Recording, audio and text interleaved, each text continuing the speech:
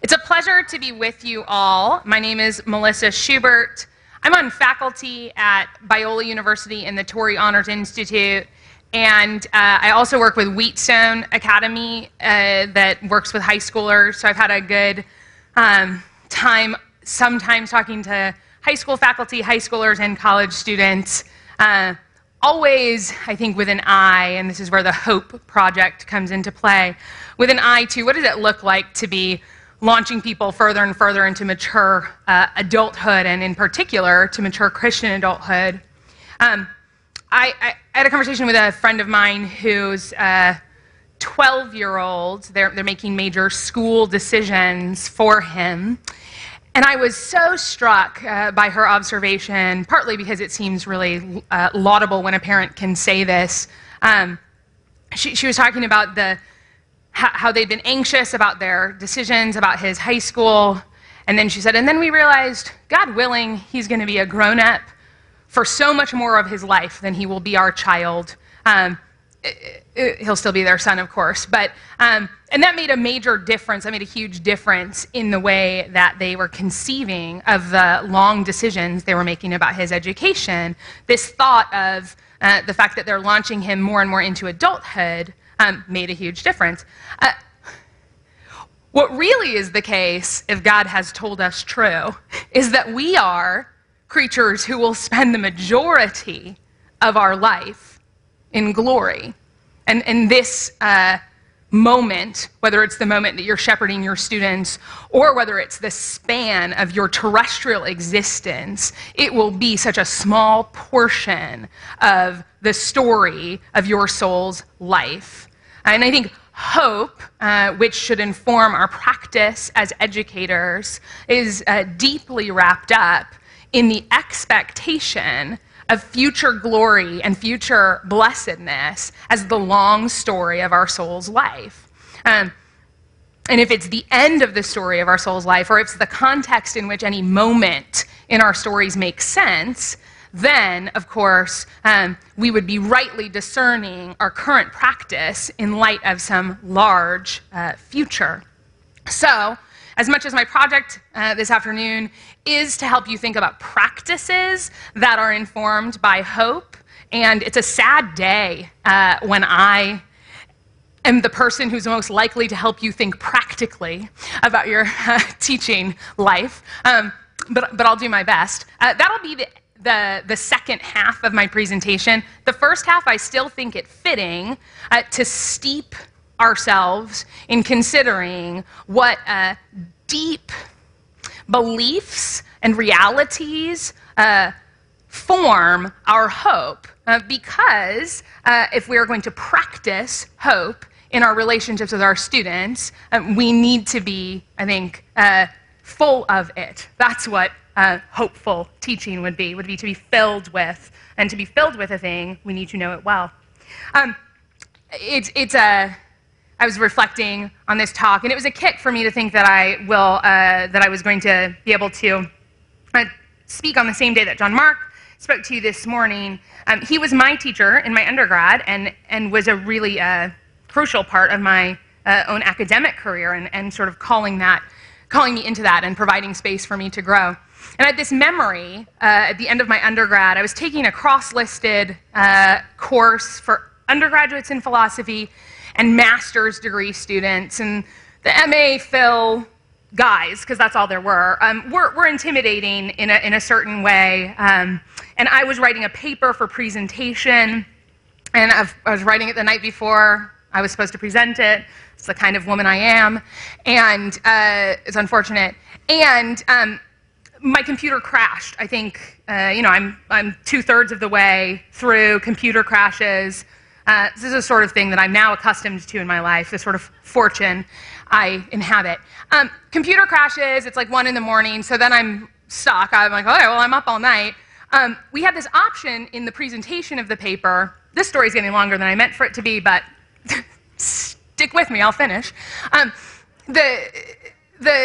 We had this option of accepting critiques while we were reading the paper, like anyone could pause us and critique a paragraph or a claim, or we could wait until the end of the presentation and say, hold all your comments to the end. I decided in the middle of the night, and I insist this was a genius thought on my part, that I would take critiques during the reading of the paper I had not yet written, and I would bake cupcakes before class so that these, graduate students who are starving would just be stuffing their face and wouldn't actually interrupt my reading in order to critique my argument. It worked, by the way. And I did, in fact, finish a paper. But its quality was worse than it would have been had I had the 6 more hours, which is still not that much. All this to say, a defensive, senior in college, or I don't know if it's defensive or something, I was telling Dr. Reynolds, I'm sorry my paper was such poor quality, blah, blah, blah, computer crashed, blah, blah, blah. I'm sure I was tearful, and that wasn't meant to be manipulative. I was just sleepless and myself. And anyway, what I remember, and this really was a significant moment, in all of that little chaos, the chaos of self-justification, of wishing I were better than I was, of little misfortunes and feeling like they're quite big and being afraid of people's critique of me, so much so that I preferred baking to writing a solid argument. He says something like, well, your paper certainly will never be on the walls of heaven, but God willing, you will be in paradise. And that was for me a reframing moment that as I think about talking to you about hopefully teaching full of hope, I'm grateful to be able to have a teacher who has helped me become a more grown-up person, someone who I pray is increasingly more fitted for paradise, though not much at all yet. It's an honor to partner with him and to see some of my own students who have become your colleagues, and thinking of them becoming the sorts of grown-ups whose souls will, God willing, be in paradise. And our work, God only knows, most of it won't. So we want to be and become and hope for one another this eternal blessedness. I'm going to talk three things at first. I was given the question, what does an education rooted in hope look like? Love it, because I'm a sometimes gardener, and gardening changes the way I experience the world, not because I'm full of flowers and vegetables, but simply because I'm constantly doing soul work while I work in the garden. So it took me a while. How many of you grow roses? How many of you grow any gardens? Yeah? And roses, I don't know. I grew up in Arizona. Nothing lives there, so I will get out of the way of my projector. Nothing lives in Arizona, so far as I can tell. I grew up there. I didn't get a good sense of how living things go through seasons. The first garden I had with my sisters in my adult life, we'd lived together for a little while. I uprooted all of the dormant plants in January. My sister came home and said, what happened? And I said, all those plants were dead. And she said, no, they were just dormant. I didn't know these sorts of things because, I don't know, I thought things live or die, and didn't even know you could wait for spring. Point being, rose pruning feels painful to me still. I'm like 15 years into gardening, and every time I cut everything living off of the roses and pare them down to, I think that at Armstrong's, the class I took said 1/3 of the length. I'm supposed to leave 5 branches and go to 1/3 of the length of the branches as they were. I start to not believe the fact that these roses will ever bloom again. So I started calling my rose pruning a practice in hope. My neighbor has also, she'll tell me in January when she's starting to prune her own roses, she's like, I'm practicing hope, Melissa. We're doing this together. there are things to observe with the pruning of rose bushes that I think relate to the difficulties of hope. There really is no guarantee that the thing that we want to happen will happen. There is always some degree of uncertainty that we encounter when we start talking about invisible future realities. If they were certain, we could approach them not with hope, but with another kind of knowledge. Now, I don't think that means, against the scriptures, that hope is no sure and steady anchor. I think there are ways to have firm and fixed hope, but there's a kind of certainty that we can't have with respect to invisible future realities. And two, and I think this is the more salient piece, sometimes the way to the hoped-for outcome is counterintuitive. Why in the world, if what I want is a bigger, blooming, full of branches, leaves, stems, and flowers plant, why would I cut it? And that's the part that I have to continue to hear my betters tell me, cut the plant back, and it will bloom more. It's counterintuitive. It's not the way that I would imagine is the way to flourishing roses. But the desired future does inform the practice. So even though it's counterintuitive, the desired future still tells me what to practice with respect to my plant. I have something I want from it, and I learn how to get it. Hope takes practice in the sense that every winter I prune my roses, and I remember in March, and I remember in May, and I keep remembering how I did that. And it helps me the next December or January to do the thing again with more and more rested hope that my roses will live. Second organic image is that of biological control. So one summer, I think in particular the thing I was trying to grow were hollyhock, which I think are lovely, but it turns out they attract whiteflies. And my garden had been doing great, and then all of a sudden I had this terrible whitefly infestation, and I started to look for pesticides. Turns out it's hard to find pesticides that kill whiteflies effectively, or at least I had no success with this. So doing internet searching galore, and I learned about something I had not really ever realized was a possibility, which is to manage the garden through systems of biological control.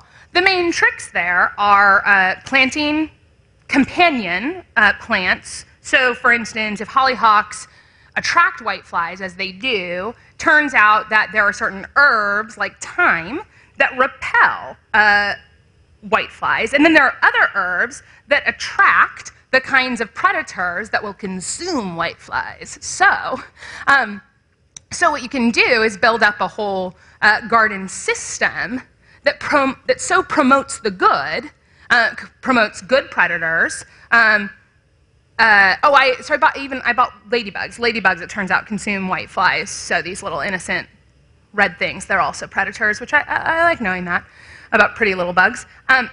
So I bought a bunch of ladybugs. I bought them in the mail, by the way. Have you guys ever bought ladybugs in the mail? They come chilled. You put them in the refrigerator until nighttime. Then I open up the box. I'm supposed to dump them into the garden, and then supposedly, if I've created a hospitable garden for them, they'll stay for a while, they'll hang out, they'll consume all of the enemy bugs, blah, blah, blah. I woke up in the morning after I had dropped off my ladybugs in my garden, and a third of them were dead on the ground. I think they, I don't know if the refrigerator was too cold. That part of the story's irrelevant. I do that. I get a little carried away. Here's my point.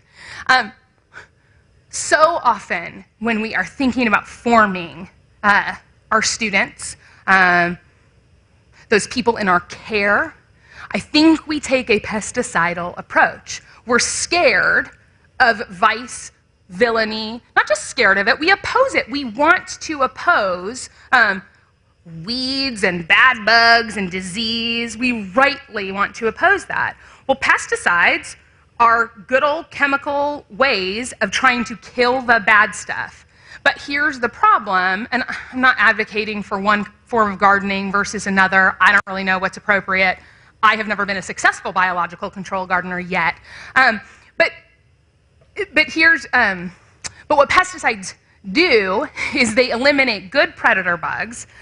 So you basically create a system where all you can do to get rid of bugs now is only use pesticides. You get sort of stuck on pesticides if you can't figure out another system. And we take a pesticidal approach, saying no, no, stop, don't, and we try to kill everything that threatens the good life of our students' souls, and our own, if we're honest. And then we have no nourishing environment for virtues to grow up, because we've been preoccupied with going on the offensive against enemy terrain.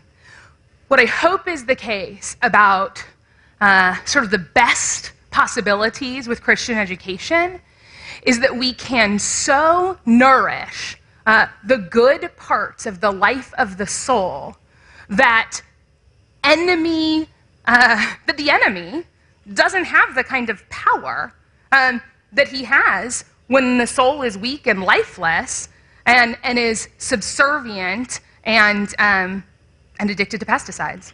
So the cultivation of positive virtue seems to be the right kind of project for human persons who are not machines, but are living creatures who can't press save and stay the same one day to the next, but in fact are so very alive that to become firm and whole and well requires the kind of cultivation that our best analogies of relate to living creatures. Because we are living creatures, and our souls, being very much alive, are like the life that we see biologically in the world. All right. That's why I'd love for you to consider hope organically.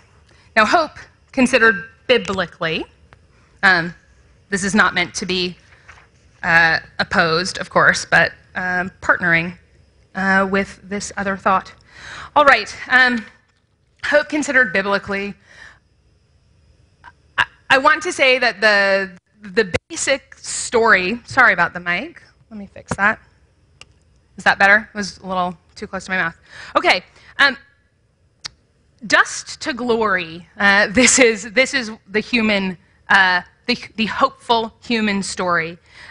We were made in Adam dusty creatures, by which I mean, and I think what the scriptures mean when we learn in the creation narrative that God breathed his very life into the dust of the earth, and when the psalmist says that he remembers our frame, he remembers that we are dust.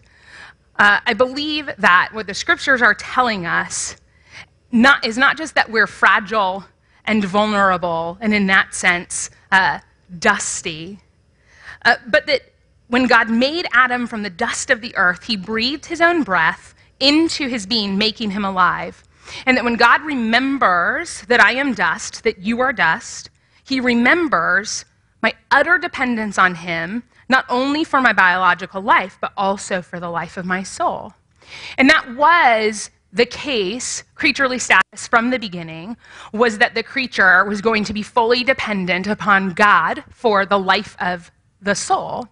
But even more so, as we became more dusty in our fall, and we return to the dust like the grass withers and fades, that dusty part of us survived, and our soul started to suffer corruption, so that all of us, being corruptible, now without God's intervention, would in fact be ever more fragmenting and diffuse and dusty.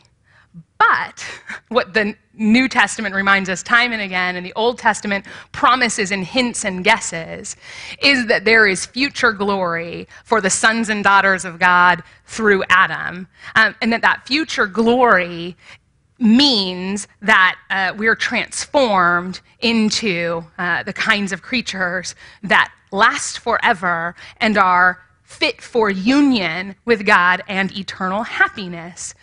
The way that Paul picks up this thread of the narrative of our dusty existence when he's teaching the early church about the resurrection of our bodies. In 1 Corinthians, he's explaining that the hope of the church is that we will, like Christ, who is the first fruits from those born from the dead, we will also be raised incorruptible.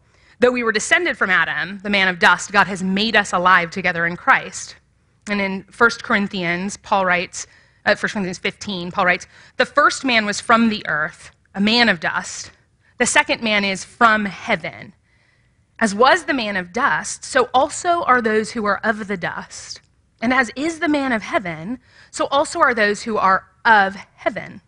Just as we have borne the image of the man of dust, we shall also bear the image of the man of heaven.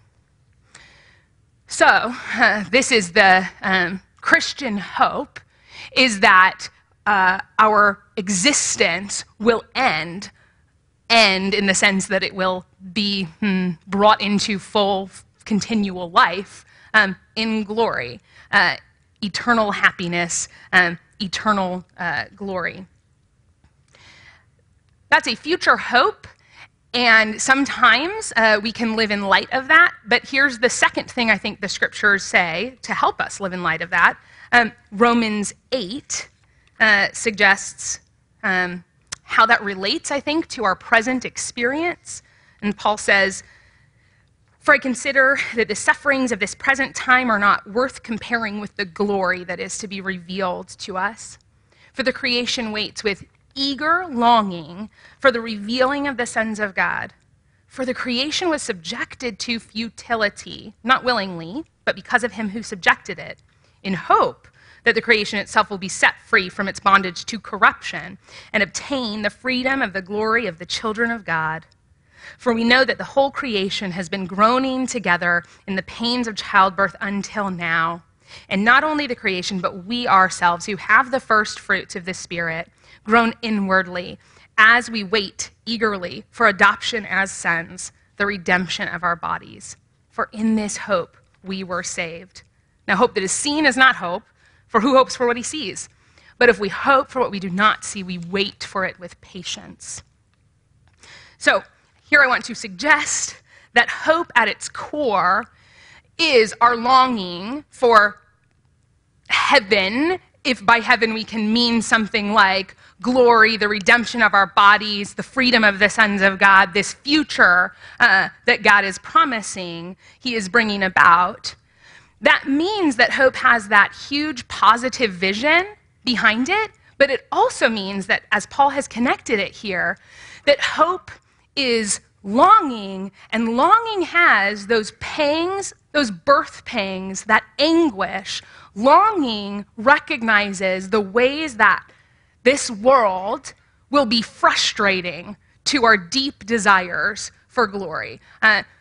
Hope, I think, is, in this sense, fully inhabitable, whether we are in deep pain or experiencing moments of significant pleasure. Because when we are in deep pain at the way of the world and the ways that it increases our weariness with things as they are, with mortality, corruption, wickedness, both our own and that of others, we are able to say, yes, this whole world is subject to futility for the sake of hope, so that we would long not for this, but for the world to come, but for the glorious freedom of the sons of God and the creation to be brought into its perfect splendor and majesty, and for union with God that we can't possess in the way that we were made for it terrestrially here. Now, so we've got this both and. The misery of this world, I think, can actually yield proper hope, or is connected to our proper hoping.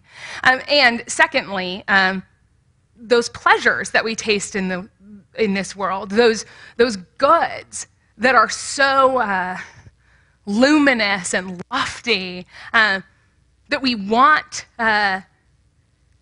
to relish, those two can nourish our Christian hope, because what we want is for the good to last forever. And what we want is for the perpetuation of the kind of blessedness that's proper for children of God. And so I think both our positive tastes, the good outcomes that we often talk about in terms of hope. Like, I hope things go well for you. I hope you have a good future. I hope you have happy children. I hope all sorts of good things.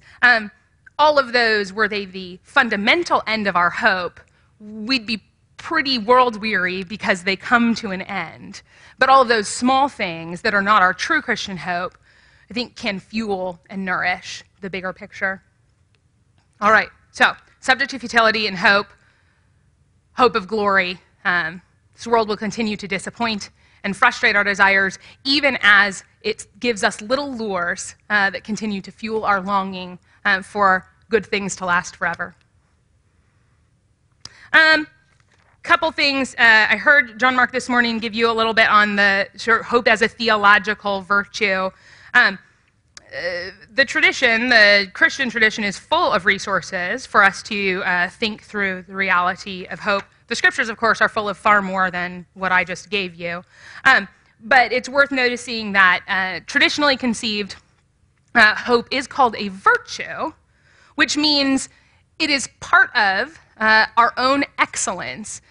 The virtue of a thing, or virtues of a thing, are what makes a thing good and makes its work good. So, our own virtue, possessing the virtue of hope, is part of our intended goodness. That's what it would mean to call hope a virtue.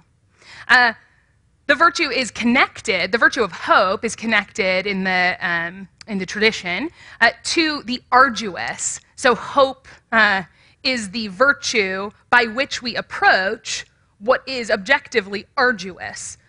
So language of aspiration, again, relates to approaching difficulty.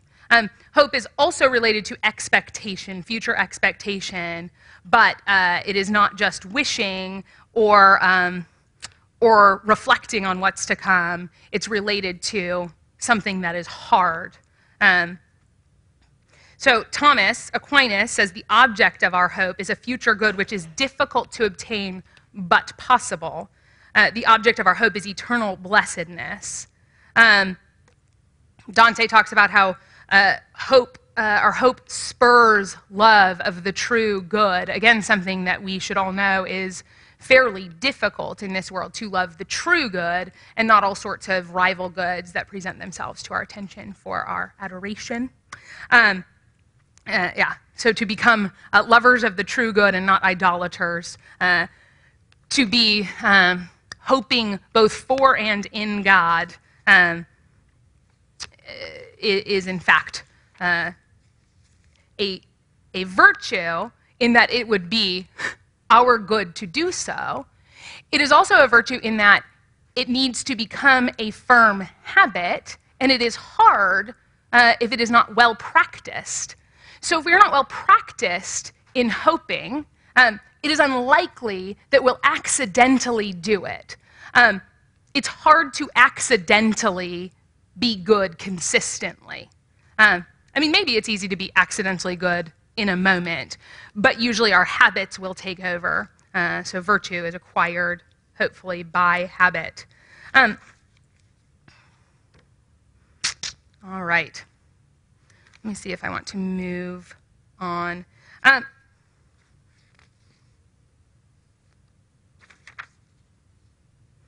It's worth noting, I think, that hope, when it's called a theological virtue, is also related to the grace of God, which is to say that God himself is involved deeply in our growing in the virtue of hope. I think this is why comedies are marked, well, and I'm thinking of Shakespeare's comedies for a moment. By the way, that's my field. I study English literature, early modern English literature. That could have been what I said when I introduced myself to you. So Shakespeare's kind of always on my mind. If you'll pause with me for a moment, I think of the literature that I study as having some resources, imaginatively, to make people hopeful. Much Ado About Nothing, anyone know it? The Beatrice and Benedict, yeah, awesome. Well, I think it contains an illustration of the ardor of the happy ending, the ways that it's hard to get to a happy ending, but the ways that it's also possible. Primary subject of that comedy, of course, and subject of all of Shakespeare's comedies, is love struggling towards marriage.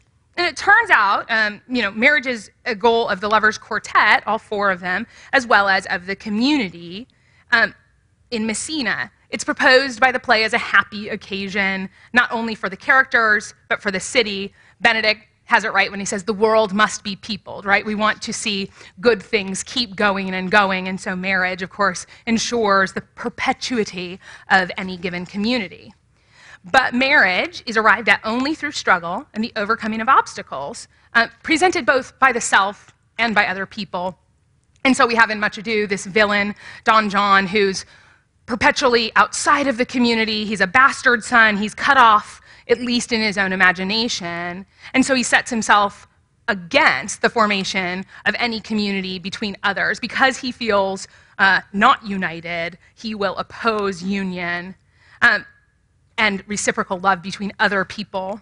And then Claudio, our innocent, romantic hero, is tricked because he's not learned to trust his beloved, because his encounter with her is pretty vacuous. And Hero, his beloved, is much more a victim of her own lover's mistake. And so she must, and this is of course also hard, it's a profound task, she must forgive him his wrongs for them to come to union.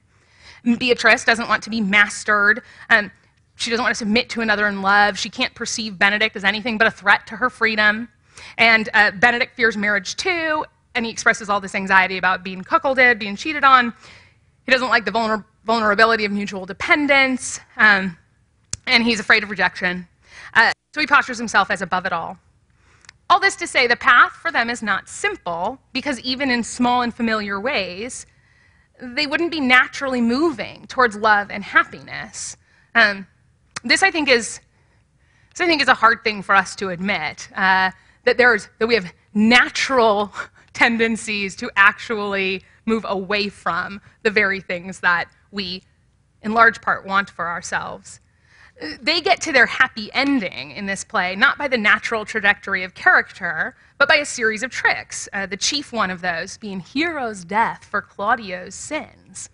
And so one of the ways in which comedy is deeply meaningful is that it expresses the hope that we won't get what we deserve in the end, and we won't suffer for our sins, but we will be saved. These are the kinds of stories that mark the tradition that is, I think, steeped more than our current cultural situation. It is steeped in Christian hope. It's a little hard to say. We obviously still have romantic comedies pervade our society, but most people think those stories are cheesy, and that the raw, true things are stories of people's misery, right? That's the current intuition culturally. I was thinking about, yeah, I'll say more about that in a minute. Okay, so what, where does that leave us? Number one, I think you can't be a hopeful teacher. You can't teach other people with hope informing your practice unless you are practicing your own proper hope. I think hope is actually more primarily the self to God. I think that can be extended communally, but I can't think of hope for others and not be at the core of that. So I think you have to do that first. You have to be practicing proper Christian hope for yourself before you can practice proper Christian hope for others. And then I want to say, I think hoping with one another is probably crucial to to your school becoming more and more marked by hope. Faculty, I think, can nourish one another's hope, both for self and for others. Praying together for students is, for me, one of the more vulnerable things that I do with my colleagues that is also transformational. There's something, there's so many things that happen in that. We are submitting ourselves to one another. So we're submitting our own teaching practices to the scrutiny of one another, submitting my limitations to someone else's witness, and we are together petitioning God for another person. This seems to me a kind of practice in hope that will continue to build up your possibility to be hopeful for self and for your students. But before I go on to list some things that I think could inform your daily practice, I want to say that any talk of hope, we should be quick to acknowledge limitations. It's proper to this conversation, I think, to talk about what we can't do. And there's so many things that we can't do for another human creature. You cannot grant your students eternal blessedness. Though your hope for them is that God will, you simply can't do it. I don't think you can even make them hope for eternal blessedness, because probably you can hardly make them hope to learn algebra or Spanish or hygiene. What I think you can do is stir up desire and promote their growth in firmness and fixity. You can stir up their desire. You can make it more enticing to be a person of hope. You can make it seem to them plausible to be an adult Christian woman or man whose hope is entirely rested on God, on and in and through and with God. And you can make that seem desirable only to the extent that you yourself experience it as desirable. But you can make it seem desirable to the extent that you experience that as a desirable way of life, and to the extent that you learn how to effectively communicate what is happening for yourself. And the second thing is you can promote their firmness or fixity. I've got two books on my mind when I talk about firmness and fixity that seem to build on the biblical language of sure and steady anchor, staying firm in hope, etc. There's a lot of rock language around trusting. The two books on my mind are Madeline L'Engle's A Wind in the Door, which it turns out she's pretty much skeeching off of the second book that I have in mind, which is C.S. Lewis's Perelandra. So in A Wind in the Door, the crisis that the kiddos face is that there's a disease in Meg, the heroine's brother. He has a disease in his mitochondria, a mitochondriacal disease. I think is that right? Is it mitochondriacal? Anyone going to say it's not mitochondriacal? I'm so proud of myself for that word. Okay.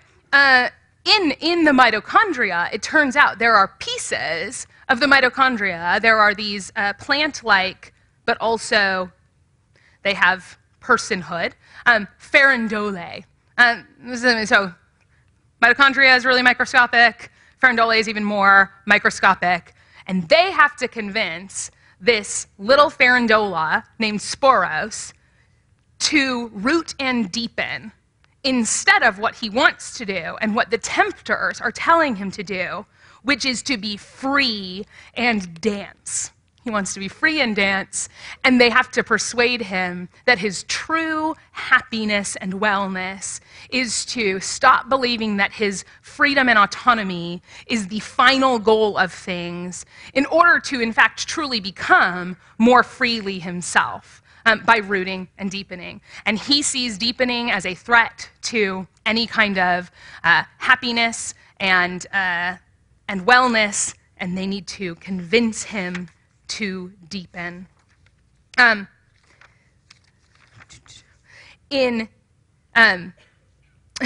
Eventually, he does deepen. Spoiler, sorry.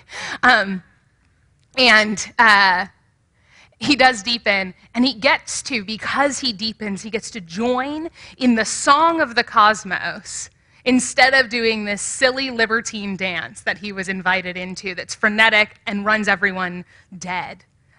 This is the kind of image that L'Engle tries to give of what true freedom would be. It would be joining in the perpetual song of the whole cosmos instead of, shaking it for 10 days and dying.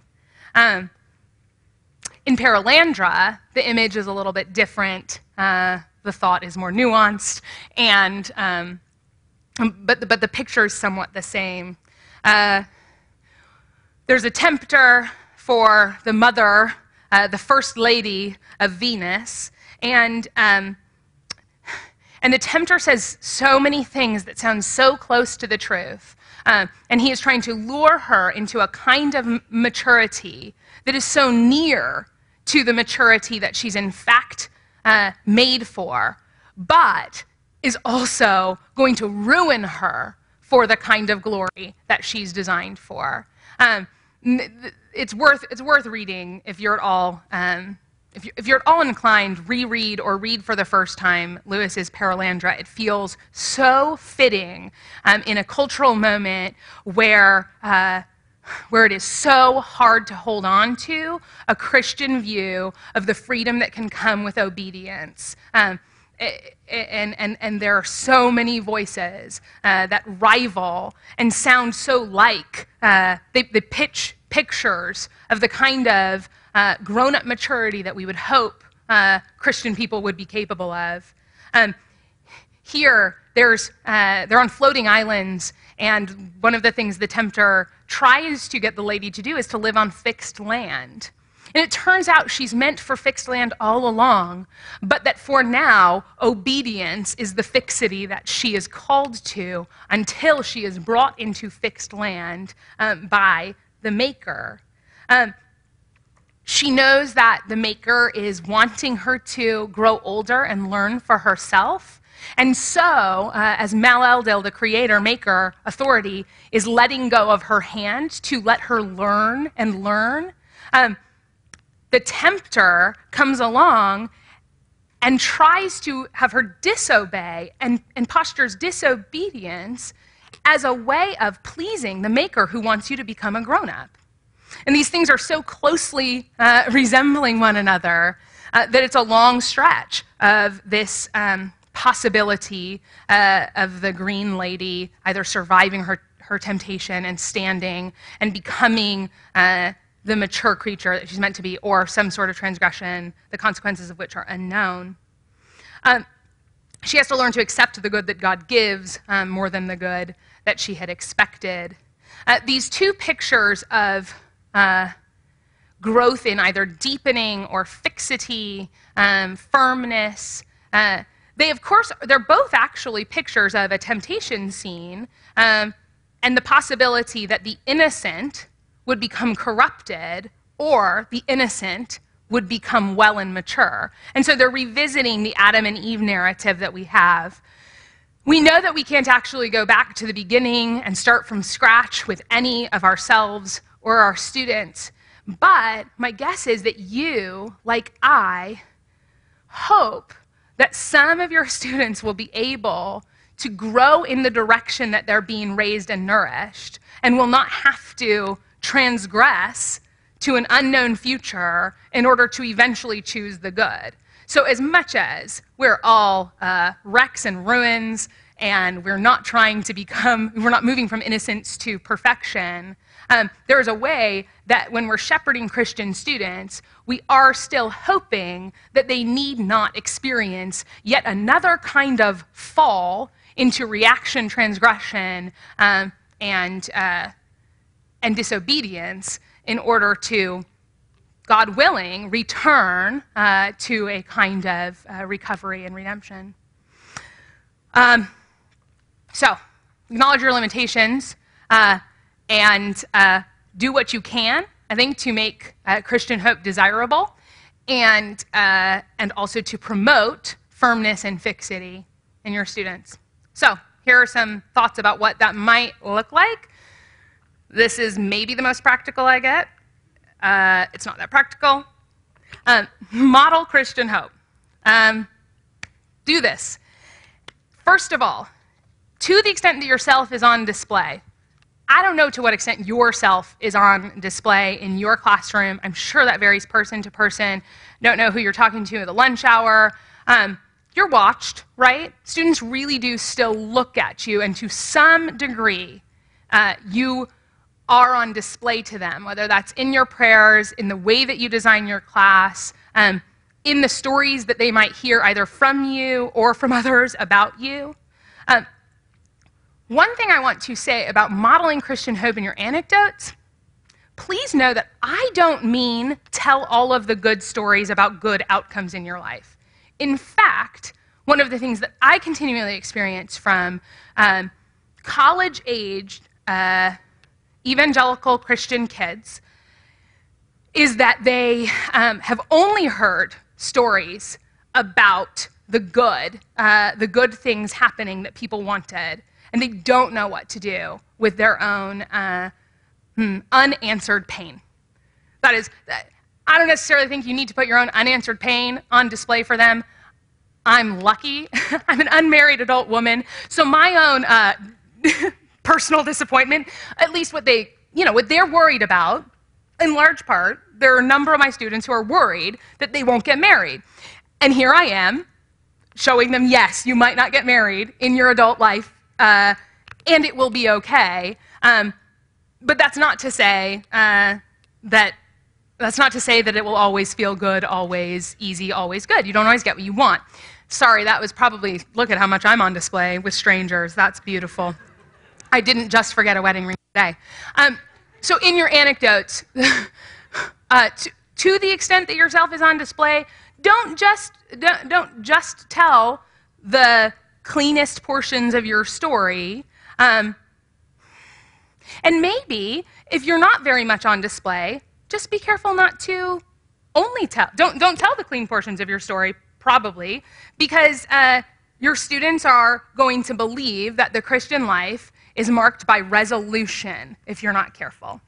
That, for what it's worth, I don't know. That's a thing. That's a thing I've been noticing increasingly in my community, that the stories that get public attention are always stories of resolution. And I feel like that is unfaithful, first of all, to Christian life. And second of all, it's unfaithful to our brothers and sisters who need to be brought into maturity despite the fact that there will not be incentives at every corner.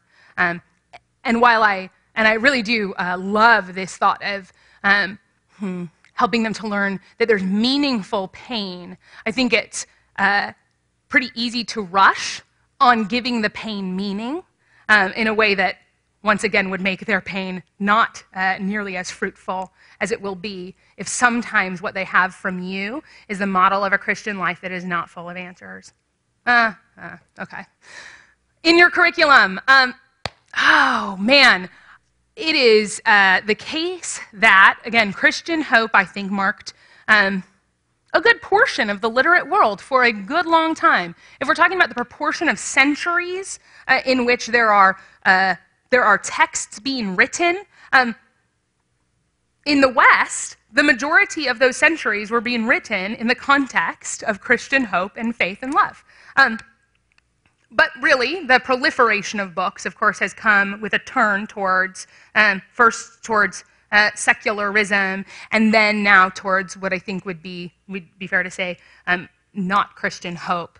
So, sometimes commend to them, whether that's in the books that you actually assign in your classroom, you refer to, books you happen to read for yourselves, refer them to texts and ideas that are nourishing. There are plenty, though they might not be the dominant voices in contemporary education.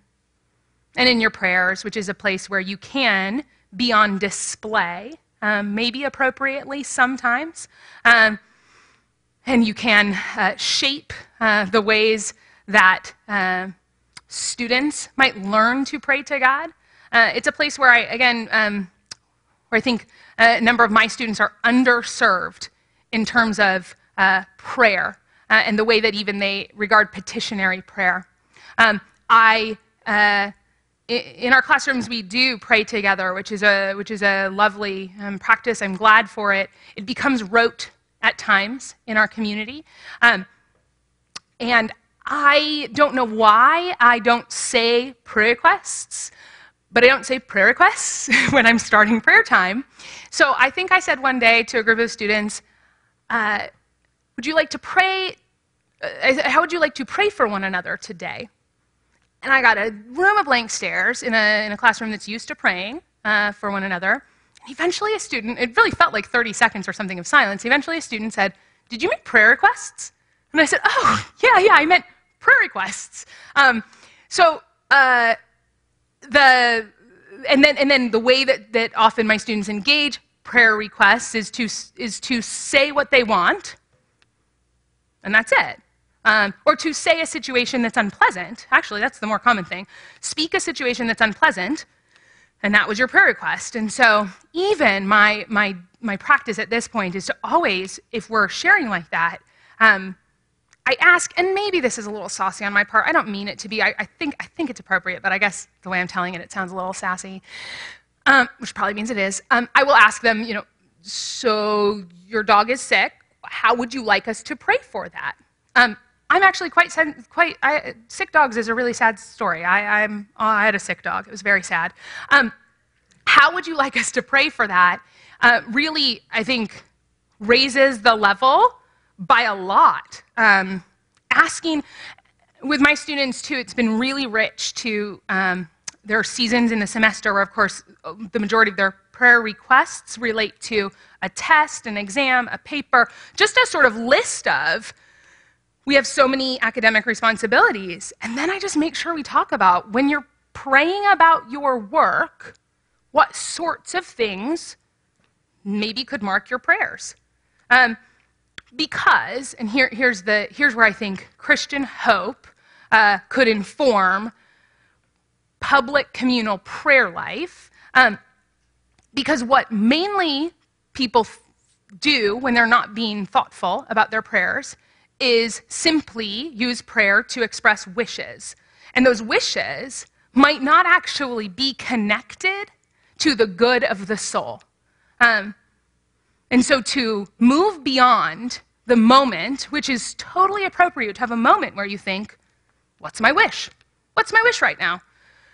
And then to submit that wish, I think, to the greater biblical witness and to the fellowship of brethren, to submit that wish to further reflection so that we think, but truly what's important here is not just that you get what you want in this moment, but that you are someone, that you are a happy soul eternally, and what is God doing in that might be a part of the way you pray.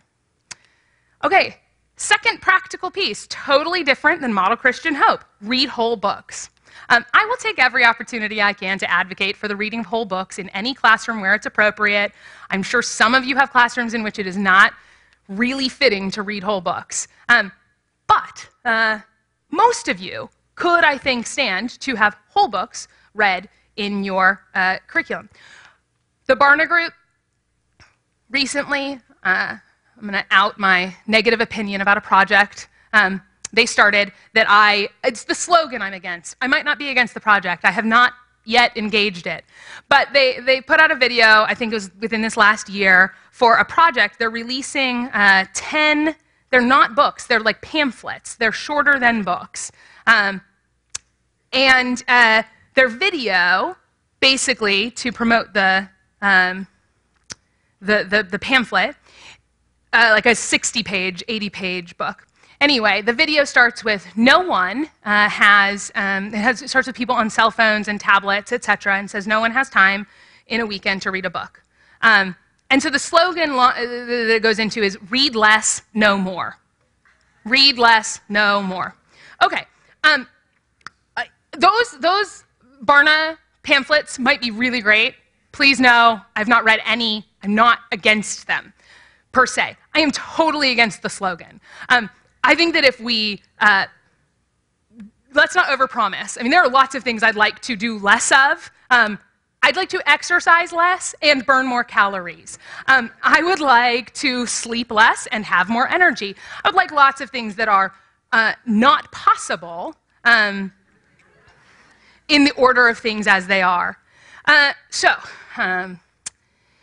We are in an age where the reading of whole books is going out of fashion fast, and I want to advocate for it. I think it is not the only good, it is not the only way to the good that it offers, but it is one that is still at our fingertips.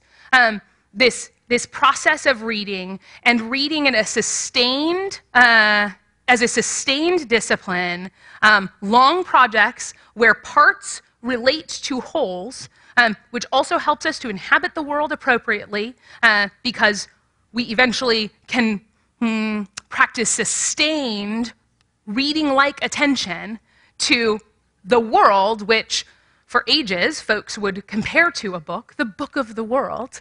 It's not a book, that's fine, but so like a book that it would be worth our attention.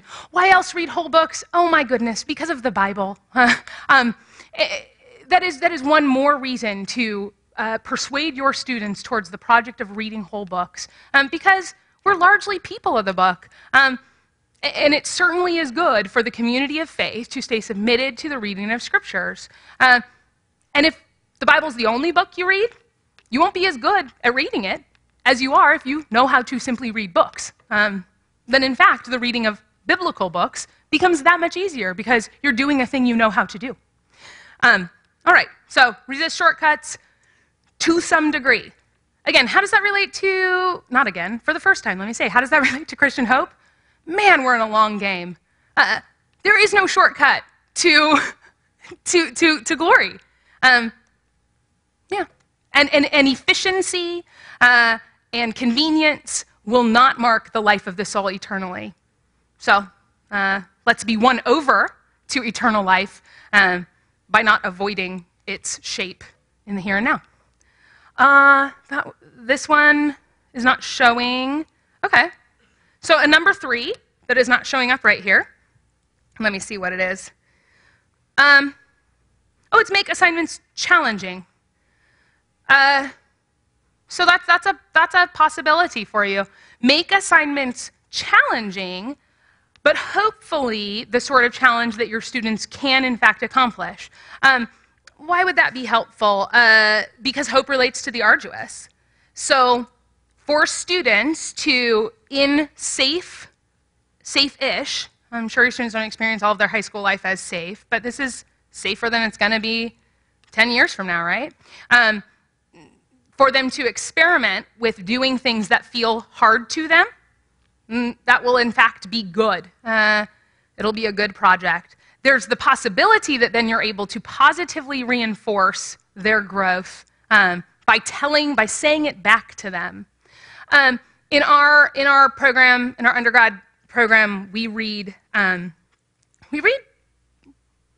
of books that I think feel hard to our students. They're hard. I think they are sometimes hard. They're hard for me at times. When I was an undergrad, they were hard for me. And I remember my freshman fall, I was reading the Iliad. I had no idea what the Iliad was. I thought Homer was a big deal. My sense of history had been derived mostly from piano lessons, so I thought he probably was earlier than Bach, who somehow was like the earliest historic figure I could imagine, even though I knew about Jesus and Abraham and Adam. That all did not feel like world history to me. Bach felt like the beginning of the story. Homer was before Bach. That was a big deal. So I remember, and I had a terrible roommate. She was mean to me. She didn't like me. So she didn't let me read at night in the room. I was clearly way too passive because I just said she didn't let me, and I didn't insist on it. So I'm out in the hallway of my dorm, in the dimly lit hallway. I didn't have a headlamp yet, which is what I use now all the time for reading. And I'm reading the Iliad in these. Have any of you seen the Loeb classics? They have Greek on one facing page and English translation on the other side, which already made it feel hard, because I'm like, this is a whole other language. I don't even know what it is. And then the translation was from like 1904, which felt foreign to me. I thought that was another language too. All this to say, I endured the Iliad, but it was miserable nighttime hallway reading, feeling very hard and very foreign to me. And my senior year, and I continued to read hard books for this program, continued to read whole books, continued to read books that lost me left and right. And my senior year, I had this chance to read the Iliad again. So we're just talking 3 years. And 3 years is not that long a time, right? 3 years later, I read the Iliad again. And it was like candy. And this was like a plot-driven poem. It was a delight. It had events and characters. And I'm like, I do not know what was happening for me back then. Here's what was happening. I didn't know how to read. And I learned over 3 years how to read. And I learned by swimming in the deep end of reading hard things. I will grant that is not what all of your students need, but some of them, to some degree, need to, I think, experience long-term reward for challenging assignments. This goes with the number 4, craft long-term projects for your students. To the extent that you could band together, I don't know what various assignments you are making, but if you could create one thing that's semester long, think of the good payoff in your students' long-term experience if they had an assignment that they had to keep sustained attention to. It might be that you just bundle assignments that already exist and you call it a longer-term journaling project. You might have them revise something that they do at the beginning of the semester, that they revise it every 4 weeks to renew and sustain their attention to carefully thinking through a puzzle or a project. Whatever you can do to help them keep the long game in view. And if that's you partnering with people who teach in your same discipline at later years or earlier years, if it's you guys figuring out how can we refer back to what they learned sophomore year in this class? How can we help them see that the skills that they garnered their freshman year are paying off here in their junior year? Or if you're the 9th grade teacher, if it's saying, how can I tell them that if they start doing this elementary stuff now, here are the goods ahead? C.S. Lewis in his essay, The Weight of Glory, compares the learning of Greek to the life of the soul. And he says how, here's the thing, you don't know what it's like to read Greek poetry when you're in the first year of learning vocab. You don't know the delights of Sophocles or Aeschylus, etc., when you're learning forms. There's no way to do that. And so often we won't do the long game because the pleasures aren't built in. But if you can help to persuade students towards a long game, even if it means just drawing attention to the ways that's already built into your project, that will be good for them to learn. Okay, last 3, lure them. So as much as I'm saying you can't make them hope for eternal blessedness, I do want to say you might become a lure. You might be someone who makes the good life seem good. In our program, we do 4 years of mentoring. We call it mentoring. Here's the happy vision. Like the best moments, the iconic mentoring is when you can sit. Evan, I think we got to do this. We got to sit and talk about Plato, mainly like peers. By Evan's junior and senior year, he was reading books, thinking about them, sustaining a life of thought, and he would come into my office, and we would talk about ideas. I think that's pretty awesome. That's the ideal version. All of my freshmen are not ready for that. Some of my seniors will not even be ready for that. They are not ready to be my conversation partner about life-transforming ideas. That's okay, because again, we're dynamic creatures, we're growing, we're alive, we're capable of becoming more and more well and whole and mature. So I've started to describe to myself this game of pre-mentoring. So I've thought, oh, why do I chit-chat with some of my freshmen for a whole year when they come into office hours? I have to like break the ice for 15 minutes so that then we could talk for 3 about the book they just read. And I think, okay, because they need to know it's safe to talk to me about better things than, I don't know, the TV show they like, than Sherlock, which is a good thing to talk about, right? I like that. But I'm thinking, I have a student who I continue to talk to her about Sherlock, because then we eventually have to talk about her paper, but that makes her cry, so we got to talk about Sherlock for 20 minutes, paper for 7, and then Sherlock again for 3 so that she recovers and she'll come back. That's one of the things I mean by lure. Like, figure out ways to actually win your student over to deeper relationship with you, lure them in that way. The other thing I think I mean by lure goes back to, I don't know, just be increasingly interesting and make them think, man, being an adult like that could be pretty good. That's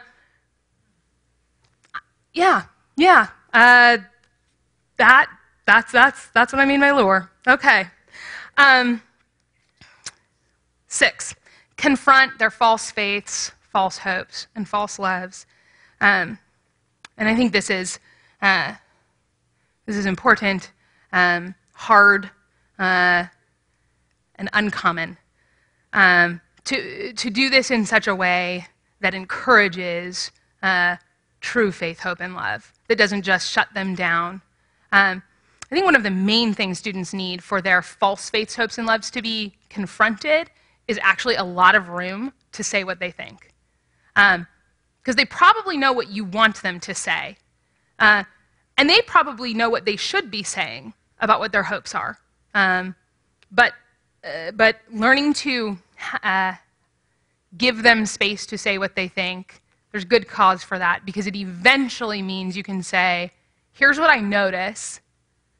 Is this really, like, here's what I notice about what you hope for. Is that really it? And then you can talk to them about why you think that's a smaller hope than you would ever have for them. But they have to have room to say what they think, and they have to know that that room will continue. If they're going to let you confront them, probably there are certain parts of that relationship that mean you don't necessarily get the last word. So that only fits in certain contexts, right? But that's how it works with confrontation, right? It's not shut someone down. Like, learn how to negotiate about what you're hearing them say. I think this is where honest assessment comes into play, but is also really tricky. And actually, Chris was just saying that some of you were talking about assessment issues and grade grubbing and how complicated that is when students want good grades and you're in charge of giving them grades. Probably the place to be confronting their false hopes with respect to grades is not in the moment of assessment, but pervasively before and after. So the sense they make of their grade, they're going to be the least able to engage in a conversation about that and be changed when you're in conflict. But you've got 9 more months of the year that aren't the moment where they're receiving the grade. It's a lot for students to take direct feedback, to be assessed, to be judged. Helping them learn how to take that is a more long-term sustained project. I wanted to say something about what I think count as 2 kinds of false hope. I think false hope can be the object of your hope. It can be the things that you want for yourself, the happy endings that you're going for. The Christian hope, I think at its core, is the future, right now invisible and promised life of the world to come. It's a kind of union with God that we don't yet participate in fully and will. So I think hopes that rival, that become idols over against that hope can be false hopes. The Proverbs 10:28 says, "The hope of the righteous is gladness, but the expectation of the wicked perishes." And so even there you get the contrast. You know, there's both the analogy between hope and expectation, but also it's a different kind of word. The author of Proverbs won't even call the thing that the fool is doing or the wicked. He won't say that's hoping. He'll say that's an expectation. But it's an expectation for a thing that doesn't last. To the extent that we set our hopes on things that don't last, I think we are falsifying Christian hope. And the second is the means. God himself is the way and the end. To the extent that we look to something else to be the way of our hope, finally, God himself mediates his work so regularly, so well. But if we look to his mediating means as the way to our happy end, I think we have false hopes. A small other anecdote, one place where I don't know when this invades your life. Every once in a while in my life, I'm talking students through their experiences of bereavement. I think this is a place where there's a lot of watery Christian talk with respect to hope. I had a student whose community was devastated, her home community was devastated her freshman fall because two of her friends who were twin sisters, they both died in a car accident. And she was able to sometimes say out loud to me the things that people said to her and to that family and to the things that people say to try to comfort, the things that Christian people said to try to comfort. And I was able to tell her, and this is a moment that I'm so I guess glad for these opportunities. When I told her that God grieves death, that it is not okay, like that he's not pleased with our mortality, that was she really said that was the first time that someone had sort of stayed in that thought with her.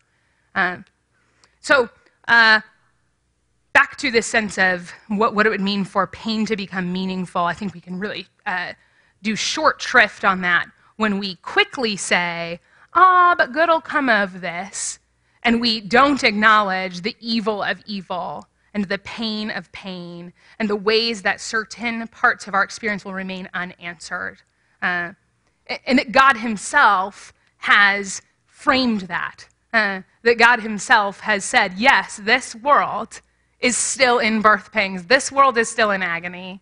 There is freedom and glory to come, but it is not upon us now. So, confront their false faiths, false hopes, false loves, and last, then seek to truly persuade them. This is a bit of a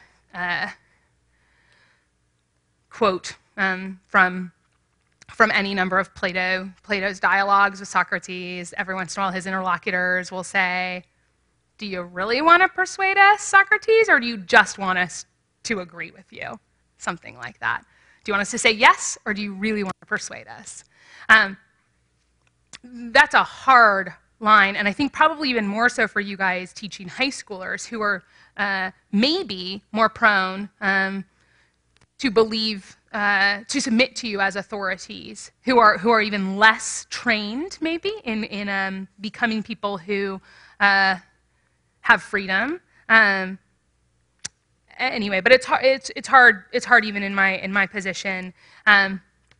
Two things to do, I think, is to the best of your ability, tell the truth, finding the persuasiveness of your position, whatever it is. And this is the case even in things that do not pertain particularly or directly to Christian hope, but in your field of expertise and whatever material you're giving them.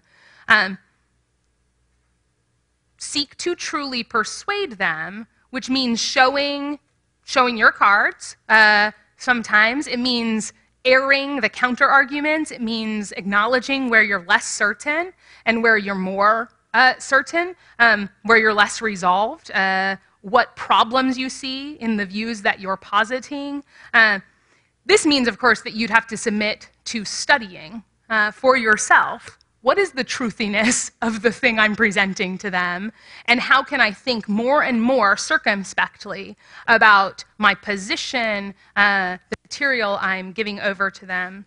But tell the truth in as much as you can, and tell it in such a way that you are looking at the truth for its truthiness.